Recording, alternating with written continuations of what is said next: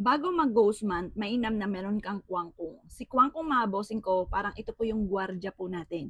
Bantay po ito para hindi tayo minamalas at puro kaswertehan ang darating po sa atin mga bossing. Si kwangkong, siya po ay God of War. Nagtataboy ng kamalasan at tumahatak ng swerte. Ang ganito po namin super sale kasi dati 700 pesos po namin to. Ngayon pa mga bossing ko, ito ay 150 pesos na lamang.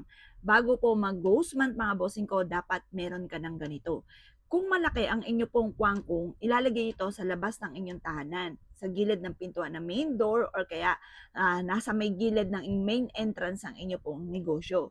Pero kung maliit lamang po ang inyo pong kwangkong, ito ay sa loob ng inyong tahanan at itatapat nyo ito sa pintuan ninyo or sa gilid ng pintuan po ninyo. Ang dulot po nito ay swerte. Ang gato po namin mga bossing ko ay nagkakahalaga lamang po ng 150 pesos. Kapag sa amin kayo nag-avail, ritualado ang lahat ng aking mga pampaswerte. Ngayon pa mga bossing, sabi nga po nila, once na ikaw ay minalas ng ghost month, ang kamalasan mo'y mawawala lamang sa susunod muli na ghost month kung mapuputol ang kamalasan po ninyo. Pero kung hindi mapuputol, hindi nyo makukontra, ay magtutuloy-tuloy po yan. Minsan kasi mga bossing ko, hindi natin na, kumbaga, mapapaisip tayo, bakit ganun? Masipag at matyaga naman po tayo, pero parang sa walat-wala ang pagiging masipag at matyaga. Hindi natin alam kung bakit ganun ang sitwasyon. Kailangan lang natin ng pampaswerte mga bossing kagaya itong pinapakita kong ito. Ito po mga bossing ko ay nagkakahalaga lamang po ng 150 pesos.